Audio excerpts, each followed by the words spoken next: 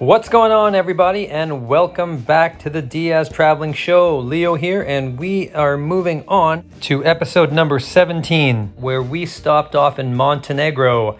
At the beginning of our trip, when we were in Croatia, we tossed around the idea of actually stopping here, but it wasn't really too appealing to us because we didn't look too much into it.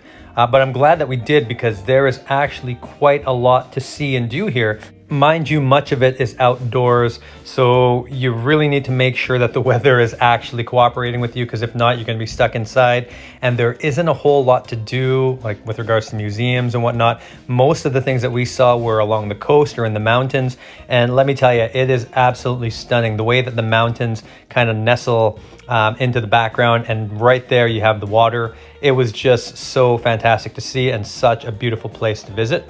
Now, the country itself is actually quite small, so it's really easy to get around if you have a vehicle, and that's what we chose to do. We opted to rent a car when we were there, and we are so glad that we did. It gave us that ability to pack up and go when we wanted to on day trips, just on the spur of the moment. We were able to go up the mountain. We were able to go from city to city and stop when we needed to or when we wanted to. The only thing was, some of the roads, mostly on the mountain passes, were quite sketchy, quite scary. And we read this and we read some of the reviews, and we thought, that's not so bad. There were a few hair-raising moments where we didn't know if we were going to make it back to Canada or make it to the next leg of our trip, because the mountainsides were just that scary. But we managed to make it to our Airbnbs. We managed to make it to our next destination. But it was quite the experience getting there on the mountainside. Dominic and I had a really fun time driving up the mountains, but I know for sure Donna had the most fun out of all of us. Now, there are a ton of things to do here. Majority of them are outdoors, so it's either up on the mountains or down by the beaches. But no matter where you go, if the weather is nice, which it was for the majority of the time we were there are so many things to see and do, and you can explore to your heart's content.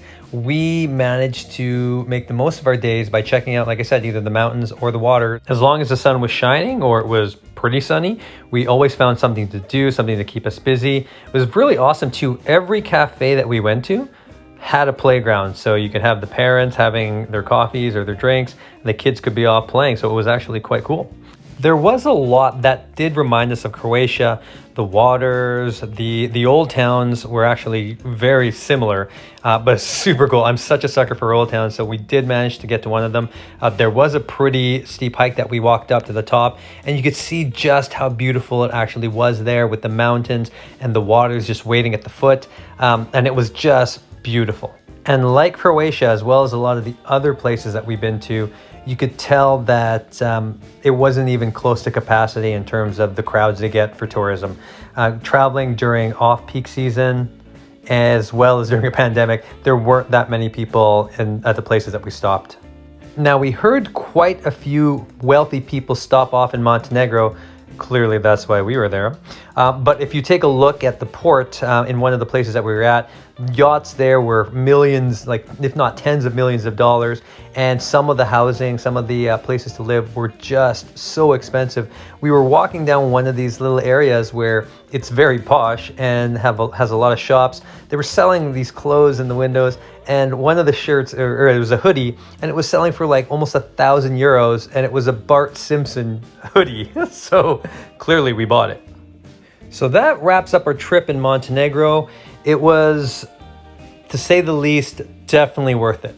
Now, it's one of those countries that either you know about it or you don't. For us, it was under the radar, but we're so glad that we looked into going there and that we actually made it there, and that it was actually nice because we were able to see the beachfront, we were able to see the mountains, and it was so worth our time going there. So if you do have a chance and it's on your way to any of the places that you're going, I do suggest you hit this place up because it is phenomenal. I hope you guys had fun on this trip, because we sure did. And I look forward to seeing you guys on our next adventures. So until then, stay tuned and stay safe.